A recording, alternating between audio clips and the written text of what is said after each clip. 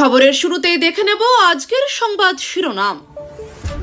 Vote বড় বালাই, আনন্দপুর অগ্নিকাণ্ডে নিহতদের 2 লক্ষ টাকা করে দেওয়ার ঘোষণা মোদির। অকর্মণ্য দমকল মন্ত্রী চাই না, কলকাতার রাস্তায় যুব কংগ্রেসের প্রতিবাদ মিছিল। কলকাতা জুড়ে যৌতুকগৃহ তৈরি হয়েছে, নাজিরাবাদে গিয়ে বললেন শুভেন্দু। লজিক্যাল ডিসক্রিপেন্সি দেখিয়ে যাদের শুনানিতে ডাকা হয়েছে এবং যাদের নাম চূড়ান্ত তালিকা থেকে বাদ পড়তে পারে, দুটি তালিকায় তার টেবিলে চাই। কারচুপি বরদাস্ত নয়, ভোটার ছাঁটাই ইস্যুতে বিএলএদের মমতা। আইপ্যাক শুনানির আগেই কলকাতার কমিশনার বদল, মানুষকে সরিয়ে সুপ্রতিমকে আনলেন মমতা। জন্মদিনের টেবিলে নগদের পাহাড়, শিলিগুড়িতে তৃণমূল নেতার ভিডিও ঘিরে তোলপাড়। ওয়াও মোমোর মালিককে নিয়ে বিদেশ সফর, তাই আনন্দপুরে এড়াচ্ছেন মমতা, বিস্ফোরক শুভেন্দু। মিয়ারা কোনো কিছুকে ভয় পায় না, হিমন্তের বিতর্কিত মন্তব্যের পাল্টা তোপ বিরোধীদের। চিরকুটে বোমাতঙ্ক, কুয়েতগামী উড়ানের জরুরি অবতরণ হলো আহমেদাবাদে। গড়বেতা 3 ব্লকে এসআইআর সংশোধনী ঘিরে ভোগান্তি, পরিষেবা দিতে এগিয়ে এলো তৃণমূল। এসআইআর হিয়ারিং, এসআইআর এর শুনানির লাইনে দাঁড়িয়ে নলহাটিতে বৃদ্ধের মৃত্যু।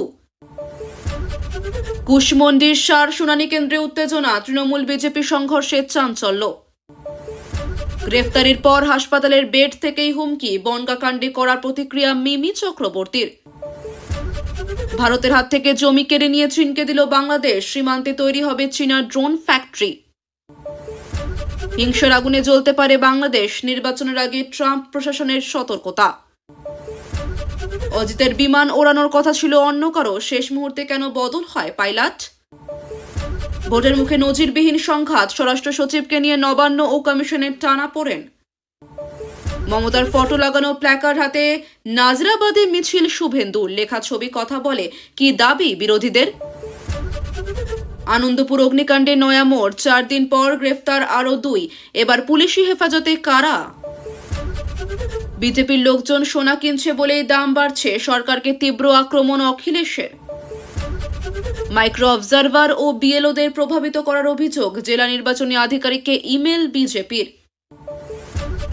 কীর্ণাহারে সোনার দোকানে ডাকাতির ঘটনায় বড় সাফল্য পুলিশের, 24 ঘন্টার মধ্যেই কাজ হাসিল অনেকটাই। ভোটার তালিকা নিয়ে ক্ষোভ, বালুরঘাট শহর জুড়ে তৃণমূলের প্রতিবাদী মশাল মিছিল। সিউড়ি, বক্রেশ্বর, রাজনগর, নলার রেল লাইনের পর এবার সিউড়ি প্রান্তিক রেল লাইন নিয়ে রেলের নতুন পোস্ট, রেল উন্নয়নের জোয়ারের অপেক্ষায় বীরভূম। অনুমতি নিয়ে টাল বাহানা, তারপর মামলা, মালদহে পুলিশের ভূমিকা নিয়ে তুঙ্গে সংঘাত, তৃণমূলকে বিঁধল বাম বিজেপি। নতুন বাইক, রিলস আর মদের নেশা, হরিশ্চন্দ্রপুরে মর্মান্তিক দুর্ঘটনায় মৃত্যু শালক জামাইবাবুর। নিখোঁজ হওয়ার 24 ঘন্টার মধ্যে বাড়ি থেকে 2 কিমি দূরে যুবকের রক্তাক্ত দেহ উদ্ধার মালদহের চাঁচলে। ফেব্রুয়ারি থেকে বড়সড় বদল, দাম বাড়ছে তামাক জাতীয় দ্রব্যের, পরিবর্তন ফাস্ট্যাগেও। ভারতে নিপা ঝুঁকি মাঝারি, বড় স্বস্তি দিল বিশ্ব স্বাস্থ্য সংস্থা হু। কোন পুলিশের চিকিৎসা করব না, সরকারি ডাক্তারবাবুর ঘোষণায় শোরগোল কোচবিহারে। এতক্ষণ শুনছিলেন সংবাদ শিরোনাম, এখন জানিয়ে দেব বিস্তারিত খবর। আনন্দপুরের ভয়াবহ অগ্নিকাণ্ডে গভীর শোক প্রকাশ করলেন প্রধানমন্ত্রী নরেন্দ্র মোদী। শুক্রবার নিহতদের পরিবারের প্রতি সমবেদনা জানিয়ে আহতদের দ্রুত আরোগ্য কামনা করেছেন তিনি। প্রধানমন্ত্রী জাতীয় ত্রাণ তহবিল থেকে নিহতদের প্রত্যেকের পরিবারকে 2 লক্ষ টাকা করে আর্থিক সাহায্যের ঘোষণা করেছেন। পাশাপাশি গুরুতর আহতদের জন্য 50,000 টাকা করে আর্থিক সাহায্যের কথাও ঘোষণা করা হয়েছে। প্রধানমন্ত্রী তার অফিসিয়াল সমাজ মাধ্যমের পাতায় লিখেছেন, পশ্চিমবঙ্গের আনন্দপুরের সাম্প্রতিক অগ্নিকাণ্ডে আমি অত্যন্ত মর্মাহত। যারা তাদের প্রিয়জনদের হারিয়েছেন তাদের প্রতি আমার গভীর সমবেদনা, আহতদের দ্রুত আরোগ্য কামনা করছি। কলকাতা জুড়ে যৌতুকগৃহ তৈরি হয়েছে, নাজিরাবাদে গিয়ে তীব্র কটাক্ষ শুভেন্দু অধিকারী। নরেন্দ্রপুরের নাজিরাবাদে ভয়াবহ অগ্নিকাণ্ডের ঘটনার পর ঘটনাস্থল পরিদর্শনে গিয়ে রাজ্য সরকার ও প্রশাসনের বিরুদ্ধে তীব্র আক্রমণ শানালেন বিরোধী দলনেতা শুভেন্দু অধিকারী। তিনি বলেন, কলকাতা জুড়ে যেন যৌতুকগৃহ তৈরি হয়েছে, অর্থাৎ শহর জুড়ে এমন সব গুদাম ও ভবন গড়ে উঠেছে যেখানে অগ্নি সুরক্ষা ব্যবস্থা প্রায় নেই বললেই চলে, ফলে যে কোনো সময় বড় দুর্ঘটনার আশঙ্কা রয়েছে। শুভেন্দুর অভিযোগ, রাজ্য সরকারের চরম অবহেলার কারণেই নাজিরাবাদের মতো ভয়াবহ দুর্ঘটনা ঘটেছে। তার দাবি, বিপুল পরিমাণ দাহ্য সামগ্রী, গ্যাস সিলিন্ডার ও তেল মজুত থাকা সত্ত্বেও গোডাউনে পর্যাপ্ত অগ্নি নির্বাপক ব্যবস্থা ছিল না জরুরি বেরোনোর পর্যাপ্ত পথ। ফলে আগুন লাগার পর শ্রমিকরা বেরোতে না পেরে প্রাণ হারিয়েছেন। তিনি আরও বলেন, কলকাতা ও আশেপাশের শহরতলিতে বেআইনি ও ঝুঁকিপূর্ণ গুদাম গজিয়ে উঠেছে, কিন্তু প্রশাসন সেগুলির বিরুদ্ধে কোনো কঠোর ব্যবস্থা নিচ্ছে না। শুভেন্দুর মতে এই ধরনের অব্যবস্থা ও দুর্নীতির ফলে সাধারণ মানুষের প্রাণ ঝুঁকির মুখে পড়ছে। তৃণমূল কংগ্রেসের তরফে পাল্টা অভিযোগ করা হয়েছে যে এই ঘটনার উপর রাজনীতি করা হচ্ছে এবং তদন্ত শেষ হওয়া না পর্যন্ত দোষারোপ ঠিক নয়। তবে এই মন্তব্যকে কেন্দ্র করে রাজ্য রাজনীতিতে নতুন করে বিতর্ক শুরু হয়েছে। সব মিলিয়ে নাজিরাবাদের অগ্নিকাণ্ড শুধু একটি দুর্ঘটনা নয়, বরং শহরের অগ্নি সুরক্ষা ব্যবস্থার বড়সড় দুর্বলতাকে সামনে এনে দিয়েছে।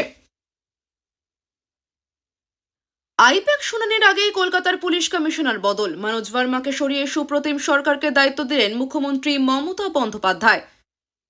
আইপ্যাক সংক্রান্ত মামলার শুনানির আগেই কলকাতা পুলিশের শীর্ষস্তরে বড় রদবদল করল রাজ্য সরকার। কলকাতার পুলিশ কমিশনার মনোজ ভার্মাকে সরিয়ে তার জায়গায় নতুন পুলিশ কমিশনার হিসেবে দায়িত্ব দেওয়া হয়েছে সিনিয়র আইপিএস অফিসার সুপ্রতিম সরকারকে।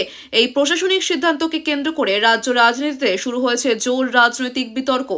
রাজ্য সরকারের তরফে জানানো হয়েছে, এটি একটি নিয়মিত প্রশাসনিক রদবদল এবং আইন শৃঙ্খলা পরিস্থিতি আরও শক্তিশালী করার উদ্দেশ্যেই এই সিদ্ধান্ত নেওয়া হয়েছে। নতুন কমিশনার সুপ্রতিম সরকার এর আগে বিভিন্ন গুরুত্বপূর্ণ পদে দায়িত্ব পালন করেছেন এবং প্রশাসনিক মহলে তাকে একজন দক্ষ ও অভিজ্ঞ অফিসার হিসেবে বিবেচনা করা হয়। তবে বিরোধীদের অভিযোগ, আইপ্যাক শুনানির ঠিক আগে এই বদলি রাজনৈতিক উদ্দেশ্য প্রণোদিত।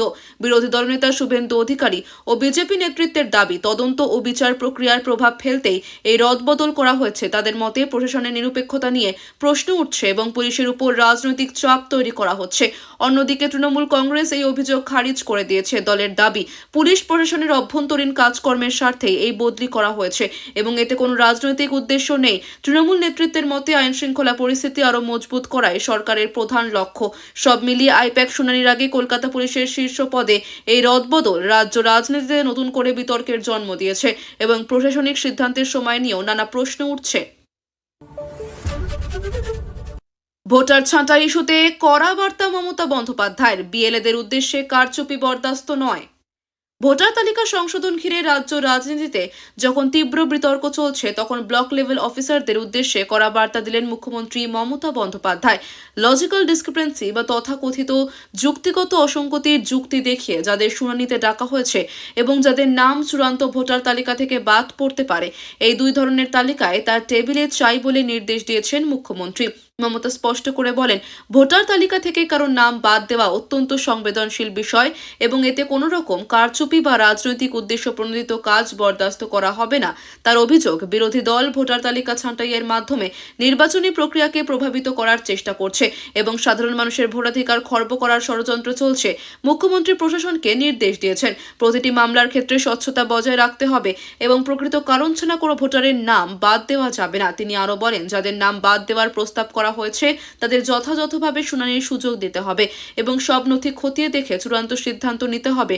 বিরোধী দল অবশ্য এই অভিযোগ অস্বীকার করেছে। তাদের দাবি, ভোটার তালিকার সংশোধন একটি নিয়মিত নির্বাচন কমিশনের প্রক্রিয়া এবং এতে রাজনৈতিক হস্তক্ষেপের অভিযোগ ভিত্তিহীন। তবে এই ইস্যু ঘিরে রাজ্য রাজনীতিতে নতুন করে উত্তেজনা তৈরি হয়েছে।